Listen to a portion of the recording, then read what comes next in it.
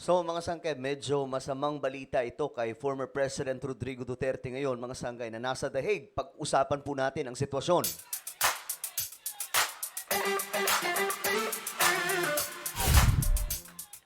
Hello guys, what's up? This is me, Sangkay Janjan. Kamusta po kayong lahat? Um, Eto na nga, pag-usapan po natin ngayon mga sangkay, itong nangyari po kay former President Rodrigo Duterte. Kasi meron pong medyo masamang balita ito, mga sangkay, sa kinakaharap niya ngayong kaso doon, no? Anyway, before we start, paki-subscribe po muna yung ating YouTube channel. Tayo po ay 1.48 million subscribers na. Parami po tayo ng parami dito sa YouTube, guys. At kung hindi ka pa po nakakapag-subscribe, ano pang hinihintay mo? Makikita nyo po yung subscribe button. Sa baba ng video na to, i-click nyo lamang po yung subscribe, i-click ang bell, at i-click nyo po yung all. Sa mga nanonood naman po sa Facebook, i-follow nyo po yung ating Facebook page. Okay? Shoutout nga po pala sa lahat ng mga solid sangkay na nanonood ngayon. Magandang oras po sa inyong lahat. Comment down below, guys. Hashtag solid sangkay. Kasama po ang inyong mga lugar. Okay? Ngayon, eto na nga mga sangkay. Pag-usapan po natin to. Ito kasi yung lumabas sa balita ngayon. Ito, mayroon pong proposal ang legal team ni dating Pangulong Rodrigo Duterte. May proposal sila sa mga judge ng ICC. Ang pagkakaalam ko, yung nangunguna dito yung Kaufman ba yun? Yung isa sa mga lawyer ni former President Duterte na British-Israeli. Sabi nila, magaling daw po yun. Ngayon, mga sangkay, dito, nireject ng ICC ang proposal ng defense team ni Tatay Digong. Ayon sa balita, mga sangkay, pre-trial judges of the International Criminal Court has rejected the proposal of the defense team of former President Rodrigo Duterte. So, hindi pa nga po umuusad, mga sangkay. Na-reject na po sila. So, ano ba? Papabor kaya yung panahon kay dating Pangulong Duterte o talagang mabubulok na po doon si Tatay Digong? Kung akong tatanungin, mga sangkay, kung ako tatanungin, ayoko talagang doon si former President Duterte. Kung may kinakaharap siya, dito na lang sa Pilipinas. And that's my opinion. And I don't know what is your opinion, guys. No? Yun naman po talaga tayo dito, mga sangkay. Sabi ko nga, yung mga solid sangkay, hindi po pare-parehas ng opinion. Pero pare-parehas po kaming pro-government. Yung opinion ko dito, kung mayroon pong problema o mayroon pong tawag dito, mga sangkay, kalokohang ginawa itong si FPRRD dito na lang sa Pilipinas. Pero ngayon na nasa The Hague na, wala na po tayong magagawa dyan. Ngayon, ito ang balita, mga sangkay. No? Na-reject. First time, na-reject kaagad ang proposal ng legal team ni dating Pangulong Rodrigo Duterte. Ang request nila to limit the verification process for the victims. Sa mga nabiktima po sa naging, alam nyo na yon, mga sangkay, yung kampanya ni dating Pangulong Duterte patungkol po sa mga ipinagbabawal na pulburon. So, limitahan daw po to limit the verification process sa mga nabiktima. Ngayon, mga sangkay, dito, wala pa nga po wala pang first round eh. Nadali ka agad. Ito, may mga nagko-comment dito. Justice should never be selective. Limiting verification only serves to silence. Grabe ka talaga, ICC. Umagang-umaga, pinapaiyak mo na naman ang mga DDS. Indeed, there is a place where true justice prevails.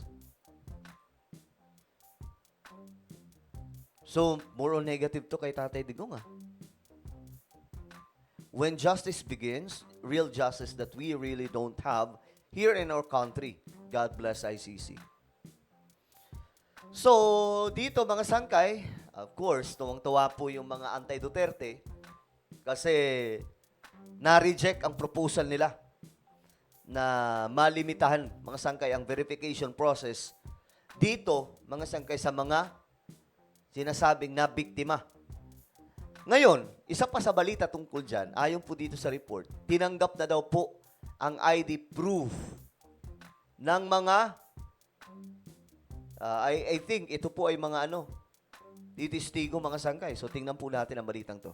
Kinilala ng Pre-Trial Chamber 1 ng International Criminal Court o ICC ang documentation na isinumite ng registry para kumpirmahin ang pagkakakilala ng mga umano'y biktima ng war on drugs si dating Pangulong Rodrigo Duterte. Ang hakbang ay magbibigay daan para kilalanin sila o ang kanilang representasyon. Pero tama lang naman, di ba?